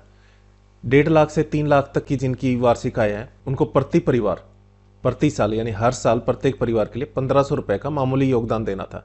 ये उनका 1,500 रुपये का प्रीमियम होता और उनका स्वास्थ्य बीमा हो जाता, जिसमें वे 5 लाख तक का अपना इलाज करवा सकते हैं। हरियाणा सरकार ने कैंसर, मधुमेह, हृदय रोग और स्ट्रोक, इनकी रोकथाम और नियंत्रण के लिए राष्ट्रीय कार्यक्रम में सबसे अच्छा प्रदर्शन, सर्वश्रेष्ठ प्रदर्शन करने के लिए देश में पहला स्थान हासिल किया है, प्रथम रैंक हासिल की है। ई संजीवनी ओपीडी स्टार्ट की गई है जिसमें टेली मेडिसिन, ऑनलाइन कंसल्टेंसी दी जाती है। राष्ट्रीय टेली परामर्श सेवा ये, मतलब फ़ोन के थ्रू ही उनको मेडिसिन की जानकारी दी जाती है और ऑनलाइन कंसल्टेंसी दी जाती है। हमारे प्रधानमंत्री नरेंद्र मोदी जी द्वारा श्री कृष्ण आयुष विश्वविद्यालय जो कुरुक्षेत्र में, इसकी आधारशिला रखी गई थी 2019 को। भारत सरकार द्वारा प्रदेश में गांव देवखाना जो झज्जर में है, यहाँ पर योग प्राकृतिक चिकित्सा शिक्षा एवं अनुसंधान स्नातकोत्तर संस्थान स्थापित किया है। ये हरियाणा का पहला योग प्राकृतिक चिकित्सा अनुसंधान संस्थान होगा। सरकारी यूनानी महाविद्यालय एवं अस्पताल नूकिया गांव में स्थापित किया जाएगा। उत्कृष्टता केंद्र के रूप में स्वास्थ्य विश्वविद्यालय की स्थापना करनाल के जो गांव है कुटेल, वहां पर की जा रही है। और जिला फरीदाबाद, रेवाड़ी, कैथल, कुरुक्षेत्र और पंचकुला में नर्सिंग महाविद्यालय स्थापित करने की घोषणा की गई है। विकास एवं पंचायत विभाग, हरियाणा का जो विभाग है विकास एवं पंचायत विभाग, उसके द्वारा जो 10,000 से ज़्यादा की जनसंख्या वाले गांव हैं वहां पर सीवरेज प्रणाली प्रदान करने के लिए महाग्राम योजना के नाम से एक योजना स्टार्ट की गई है। वहां पर सीवरेज सिस्टम लगाया जाएगा मल निकासी के लिए। प्रधानमंत्री नरेंद्र मोदी ने 22 जनवरी 2015 को पानीपत से बेटी बचाओ बेटी पढ़ाओ कार्यक्रम की शुरुआत की थी। कब की थी? कई बार क्वेश्चन आ चुका है ये। बेटी बचाओ बेटी पढ़ाओ की शुरुआत हमारे प्रधानमंत्री जी ने कहां से की थी? पानीपत से। कब? 2015 से, 22 जनवरी 2015 से। हरियाणा में शिशु लिंग अनुपात दर यानी चाइल्ड सेक्स रेशियो जो 2011 की जनगणना के अनुसार 830 था, वो 2023 में बढ़कर 916 पहुंच गया है। काफ़ी सुधार हुआ हमारे यहाँ चाइल्ड सेक्स रेशियो में। भारत सरकार ने 1/1/2017 से इंदिरा गांधी मातृत्व सहयोग योजना, इसका नाम बदलकर प्रधानमंत्री मातृत्व वंदना योजना कर दिया है। इस योजना में जो गर्भवती महिलाएं हैं और दूध पिलाने वाली जो माताएं हैं, उनके स्वास्थ्य का ध्यान रखा जाएगा, उनके पोषण में सुधार लाने में इस योजना के तहत मदद की जाएगी। इस योजना के तहत गर्भवती महिलाएं और दूध पिलाने वाली माताओं को 5,000 रुपए की राशि 3 किस्तों में दी जाती है। 2022 से इस स्कीम का लाभ गर्भवती महिलाओं की पहली 2 जीवित संतानों पर दिया जाता है और योजना की शर्तों को पूरा करते हुए पहले बच्चे के मामले में 5,000 रुपए की राशि 2 किस्तों में और दूसरे बच्चे के लिए 1 किस्त में बच्चे के जन्म के बाद 6,000 रुपए दिए जाते हैं। बस शर्त क्या है कि दूसरा बच्चा लड़की हो। जो महिलाएं हिंसा से पीड़ित हैं, उनको चरणबद्ध तरीके से एक छत के नीचे ही सभी सुविधाएं दी जाती हैं, जैसे चिकित्सा सुविधा, पुलिस सहायता, कानूनी सहायता और मानसिक और सामाजिक काउंसिल, क्योंकि उत्पीड़न होता है तो काफ़ी मानसिक ठेस भी पहुंचती है उसके लिए, और उनको अस्थायी आवासीय सहायता प्रदान की जाती है। इसके लिए वन स्टॉप केंद्र यानी वन स्टॉप सेंटर सखी की स्थापना की गई है। हरियाणा सरकार ने आपकी बेटी हमारी बेटी योजना की शुरुआत की है। ये योजना 2015 में शुरू की गई थी। जो हमारा लिंगपात घट रहा है उसकी समस्या को कम करने के लिए और लड़की के जन्म में समाज की सोच को बदलने के लिए ये योजना की शुरुआत की गई थी। इस योजना के तहत जो अनुसूचित जाति हैं या गरीब परिवार है, उनको पहली बेटी के जन्म पर तो 21,000 रुपये और बाकी सभी वर्गों के लिए दूसरी बेटी के जन्म पर 21,000 रुपये की राशि दी जाती है। अब हरियाणा सरकार द्वारा तीसरी बेटी के जन्म पर भी ये लाभ देने का प्रावधान किया गया है। हरियाणा कन्या कोष राज्य में मार्च 2015 को बालिकाओं और महिलाओं के विकास और उन्नति के लिए गठित किया गया है। हरियाणा सुकन्या समृद्धि खाता योजना 2015 को चलाई गई थी, 22/1/2015 को। इस योजना के तहत जब बालिका जन्म लेती है तो उसके जन्म से लेकर 10 साल की आयु तक खाता खोला जा सकता है। पोषण अभियान प्रधानमंत्री नरेंद्र मोदी जी ने 2018 को राजस्थान के झुंझुनू जिले से शुरू किया था।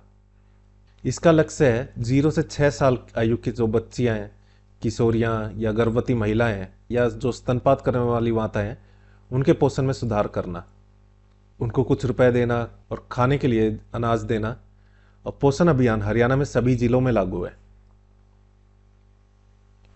समेकित बाल संरक्षण योजना ये एक अम्ब्रेला योजना है, यानी इसके अंदर काफ़ी सारी योजनाएं हैं इसी एक योजना के अंदर, जिसके तहत ज़रूरतमंद बच्चों की देखरेख और कानून का उल्लंघन करने वाले किशोरों से संबंधित अलग अलग योजनाओं को कवर किया गया है। अब डिस्कस करते हैं पॉइंट को, पंचायती राज एवं ग्रामीण एवं शहरी विकास। हरियाणा स्वर्ण जयंती महाग्राम योजना को 10,000 या उससे ज़्यादा आबादी वाले गांवों में सीवरेज सिस्टम बिछाया जाता है। किस योजना के तहत? हरियाणा स्वर्ण जयंती महाग्राम योजना के तहत। अब तक कुल 131 से ज़्यादा गांवों को इस महाग्राम योजना में शामिल किया जा चुका है। श्यामा प्रसाद मुखर्जी रर्बन योजना, इस योजना में जो अर्बन यानी जो शहरों की फैसिलिटीज़ है वो रूरल एरियाज में दी जाती हैं, जैसे सड़कें, स्ट्रीट लाइट, सीवरेज सिस्टम, इस टाइप की सुविधाएं, पार्क हो गए। शहरी स्थानीय निकाय विभाग नगर निगम अधिनियम 1994 नगर पालिका। वर्तमान में राज्य में कितनी नगर पालिकाएं हैं? 88 हैं, जिनमें से 11 नगर निगम है, 23 नगर परिषद और 54 नगर समितियां हैं। हरियाणा ने स्वच्छ सर्वेक्षण 2022 में 100 से कम शहरी निकायों वाले राज्यों की श्रेणी में, क्योंकि हरियाणा में कितनी है? 88 है, तो 100 से कम शहरी निकाय वाले राज्यों की श्रेणी में 5वां स्थान प्राप्त किया है। किसमें? स्वच्छ सर्वेक्षण में। जो नगर पालिका है बावनी खेड़ा, इसको 15,000 से 25,000 की और धारवेड़ा को 25,000 से 50,000 आबादी वाले शहरों की श्रेणी में जो स्वच्छता सर्वेक्षण हुआ था 2022 में, इसमें नॉर्थ जोन में तिरुगति शहर के लिए सम्मानित किया गया है। कचरा मुक्त शहर की 3 स्टार रेटिंग के तहत स्वच्छ सर्वेक्षण 2022 में जो गुरुग्राम का नगर निगम है और जो रोहतक का है, इसको रखा गया है 3 स्टार रेटिंग के तहत। अटल नवीनीकरण और शहरी परिवर्तन मिशन अमृत, इसको 2015 में शुरू किया गया था। AMRUT, Amrut, Atal mission for rejuvenation and urban transformation. Simple सा है, इसका मतलब समझ लेना, जो भी शहर है उनमें पानी की सप्लाई अच्छे से करना, सीवरेज सिस्टम नेटवर्क तैयार करना, ताकि उनका ट्रांसफॉर्मेशन हो जाए जो अर्बन एरियाज हैं। शहरी विकास मंत्रालय की शर्तों के मुताबिक हरियाणा में 2 शहरों को स्मार्ट सिटी के रूप में विकसित करने का निर्णय लिया है। विकसित किया जाएगा स्मार्ट सिटी के रूप में, किनको? फरीदाबाद और करनाल। 2020-21 में जब मुख्यमंत्री मनोहर लाल खट्टर जी ने अपना राज्य बजट का भाषण दिया था, उस दौरान मेरा शहर सर्वोत्तम शहर योजना की घोषणा की थी और इसमें 1000 करोड़ रुपए आवंटित करने की घोषणा की गई थी।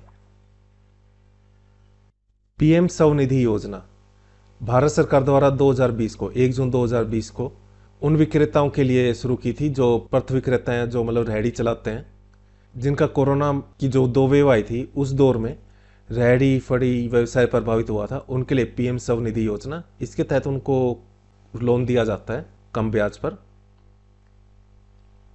हाउसिंग बोर्ड हरियाणा की स्थापना 1971 में की गई थी। अब सामाजिक क्षेत्र की जो योजनाएं उनको डिस्कस करते हैं। मुख्यमंत्री विवाह शगुन योजना, इसके तहत जो राज्य के निवासी हैं अलग अलग श्रेणियों के, उनको 31,000 रुपए से 71,000 रुपए तक की वित्तीय सहायता प्रदान की जाती है विवाह पर। और डॉक्टर BR अम्बेडकर आवास नवीनीकरण योजना, इसके अंतर्गत सभी वर्गों के व्यक्तियों को जिनकी आय 1,80,000 रुपए तक की है, उनको घर की मरम्मत के लिए 80,000 रुपए की अनुदान राशि दी जाती है। डॉक्टर अम्बेडकर मेधावी छात्र संशोधित योजना, ये योजना मेधावी छात्रों के लिए शुरू की गई थी, सभी वर्गों के, उनको प्रोत्साहित करने के लिए। इसके अंडर परसेंटेज डिसाइड की गई है, एग्जाम में जो इतने परसेंटेज लाते हैं उसके आधार पर उनको 8,000 रुपए से लेकर 12,000 रुपए तक की प्रोत्साहन राशि दी जाती है जो मेधावी छात्र हैं उनको।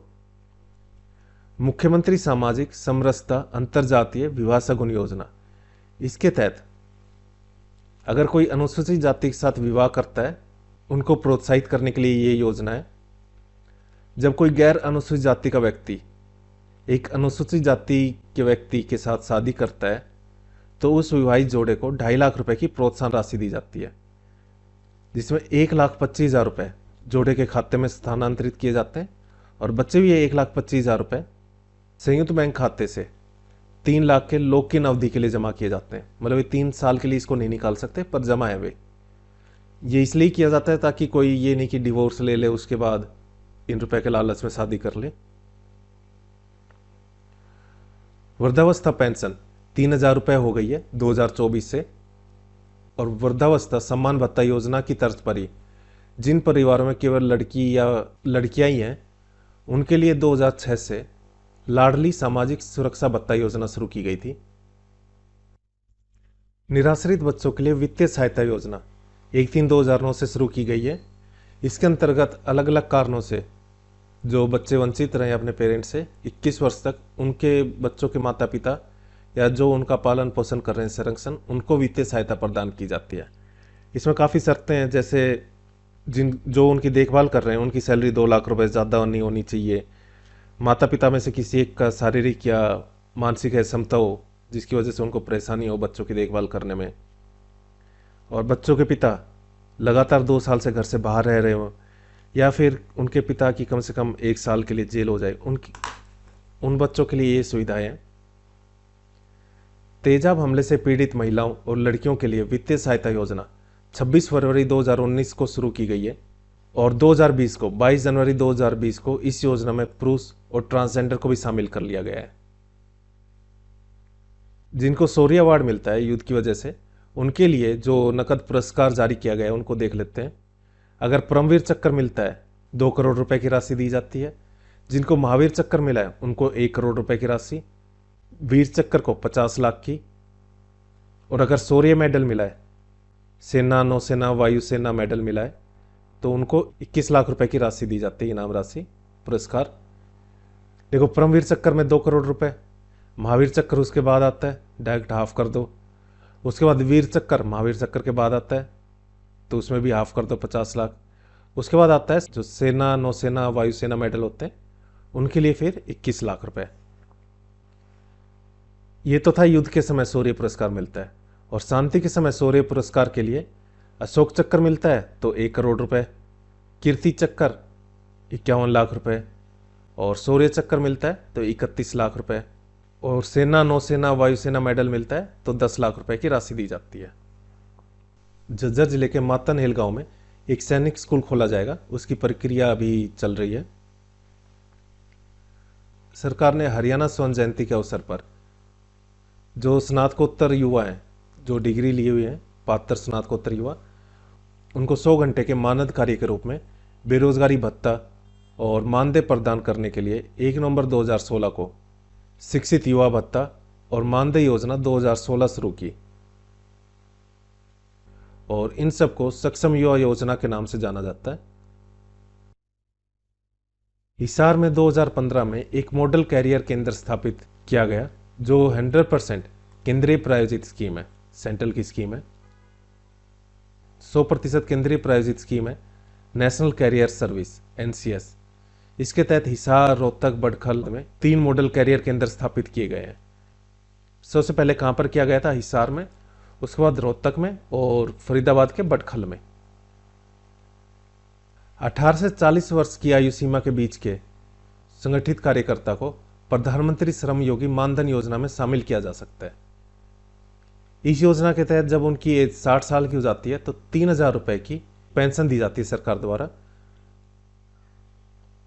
इसके लिए उनको, जब उनकी कामकाजी उम्र रहती है 18 से 40 साल तक की, उसके लिए एक मंथली प्रीमियम देना होता है। और ये योजना 2019 से शुरू की गई थी, 7/2/2019 से। अब टूरिज्म से रिलेटेड क्वेश्चन देखते हैं। हरियाणा पर्यटन विभाग ने पूरे राज्य में जो राज्य मार्ग हैं वहां पर पक्षियों के नाम से 42 पर्यटक स्थल चलाए हैं। और हरियाणा एकमात्र ऐसा राज्य है जिसमें, जो देश में आतिथ्य शिक्षा की सर्वोच्च संस्था है, national council for hotel management and catering technology, Noida पर्यटन मंत्रालय की यह संस्था है। भारत सरकार ने इसको स्थापित किया था। इससे संबंधित 5 होटल प्रबंधन संस्थान कुरुक्षेत्र, फरीदाबाद, पानीपत और यमुनानगर में है। यहां पर ये 5 होटल प्रबंधन संस्थान है। कुरुक्षेत्र को मुख्य पर्यटन गंतव्य के रूप में विकसित करने के लिए पर्यटन मंत्रालय ने, जो भारत सरकार का है, उसने आधारभूत पर्यटन संरचना विकसित करने के लिए कृष्णा सर्किट को चिन्हित किया है। एक सर्किट होगा कृष्णा सर्किट, उसको चिन्हित किया है। इस परियोजना में जो ब्रह्म सरोवर है, ज्योतिसर सरोवर, नरकतारी, सन्नीत सरोवर, इसके अलावा और भी जो पर्यटन स्थल हैं उनको विकसित किया जाएगा। गुरुग्राम और नूह जिले में अरावली सफारी पार्क विकसित करने का प्रस्ताव तैयार किया गया है। अरावली सफारी पार्क गुरुग्राम और नूह में, वहां पर जो 10,000 एकड़ की भूमि है वहां पर ही स्थापित किया जाएगा। आम मेला यादवेंद्र गार्डन में लगता है, पिंजौर में है। यहाँ पर जो जुलाई का पहला सप्ताह है उसके अंत में आम मेले का वार्षिक आयोजन किया जाता है। विरासत मेला भी पिंजौर के यादवेंद्र गार्डन में अक्टूबर के महीने में लगाया जाता है। विरासत महोत्सव आयोजित किया जाता है पिंजौर में। नेक्स्ट है दिवाली मेला। इसका 2023 का आयोजन फरीदाबाद के सूरजकुंड में किया गया था। कब से कब तक? 3 नवंबर से लेकर 10 नवंबर तक 2023 में। और इसका आयोजन किया था हरियाणा सरकार का जो पर्यटन विभाग है उसने, मुख्यमंत्री के आदेश पर। पर्यावरण और जलवायु परिवर्तन विभाग पर्यावरण में जो प्रदूषण की समस्याएं हैं उनसे निपटने के लिए जल अधिनियम, वाटर एक्ट 1974, और वायु अधिनियम, प्रदूषण नियंत्रण और रोकथाम बोर्ड, वायु अधिनियम। और वायु अधिनियम किस लिए? ये प्रदूषण नियंत्रण करने के लिए, रोकथाम के लिए एक बोर्ड है। एयर एक्ट 1981 और पर्यावरण संरक्षण अधिनियम, EPA, environment protection act 1986। In act का प्रदूषण से निपटने में काफ़ी योगदान है और हमारे जो एनवायरमेंट है उसमें सुधार किया जा रहा है। वर्तमान में 2 विशेष पर्यावरण न्यायालय फरीदाबाद और कुरुक्षेत्र में। पहले ये कहाँ पे था? हिसार में था, फिलहाल कुरुक्षेत्र में। हरियाणा में स्वर्ण जयंती पर्यावरण प्रशिक्षण संस्थान है जो IMT मानेसर गुरुग्राम में है, वहाँ पर है। ये संस्थान जो आधुनिकीकरण की वजह से एनवायरनमेंट को जो नुकसान पहुंच रहा है, पर्यावरण को जो नुकसान हो रहा है, उस पर रिसर्च करती है। हरियाणा सरकार ने प्रदूषण नियंत्रण, कहाँ का प्रदूषण नियंत्रण? जल और वायु का, और प्राकृतिक संसाधनों के संरक्षण आदि पर आम जनता के मध्य जागरूकता लाने के लिए पुरस्कार की घोषणा की है प्रोफेसर दर्शन लाल जैन राज्य पर्यावरण संरक्षण पुरस्कार। इसमें राज्य प्रत्येक वर्ष जो विजेता है उनको 3 लाख और 1 लाख के 2 पुरस्कार दिए जाएंगे, एक 3 लाख का और एक 1 लाख का। किस लिए? जिससे आम जनता है उसके मध्य जागरूकता है पोल्यूशन कंट्रोल को लेकर। आंगनवाड़ी केंद्र के लिए पूरक पोषाहार योजना के तहत जो 1 से 6 वर्ष की आयु के जो बच्चे हैं, गर्भवती महिलाएं हैं या फिर स्तनपान करने वाली महिलाएं हैं, उनको fortified flavoured skimmed milk powder दिया जाएगा उनके पोषण के लिए। इस लेक्चर में इतना ही। अगर आपको लेक्चर अच्छा लगा हो तो लाइक, शेयर और सब्सक्राइब करें। कोई डाउट है तो आप कमेंट बॉक्स में कमेंट करके पूछ सकते हो। हमने हरियाणा के एग्जाम्स के लिए 2 सीरीज स्टार्ट की है, एक हरियाणा हाल फिलहाल करंट अफेयर्स और दूसरी हरियाणा जीके फटाफट रिवीजन। ये आपके हरियाणा के जो भी एग्जाम्स हैं, चाहे वो CET हो, HTET या फिर HCS, इन सभी एग्जाम्स में काफ़ी हेल्प करेगी। इनकी PDF भी अवेलेबल है। हरियाणा हाल फिलहाल करंट अफेयर्स की PDF 39 रुपीज़ की है। इसमें आपको 2024 का कंप्लीट करंट अफेयर्स प्लस 2025 के मंथली करंट अफेयर मिलेंगे, जब तक आपका CET 2025 का प्री नहीं हो जाता। ये सभी करंट अफेयर आपको टॉपिक वाइज और मैप के साथ अरेंज होंगे, जिससे आपको याद करने में काफ़ी आसानी होगी, साथ ही लंबे टाइम तक याद रहेगा। ऐसे ही हरियाणा जीके फटाफट रिवीजन, जैसा नाम है वैसा काम है, इसकी PDF सिर्फ 35 पेज की है और हरियाणा जीके के सभी इंपॉर्टेंट पॉइंट्स टॉपिक और मैप के साथ कवर है। आपको हरियाणा जीके का रिवीजन करना है या फिर टाइम कम है और हरियाणा जीके कंप्लीट करनी है, उसके लिए काफ़ी हेल्प करेगी आपकी ये PDF। इस PDF का प्राइस 29 रुपीज़ है, 29 रुपये, और अगर आप ये दोनों लेते हो तो प्राइस होगा 49 रुपये। इसके लिए आपको करना क्या है, ये जो नंबर है 9958049906, इस पर भीम, गूगल पे, फ़ोनपे या पेटीएम के थ्रू UPI कर देना है और उसका स्क्रीनशॉट व्हाट्सएप करके इसी नंबर पर सेंड कर देना है।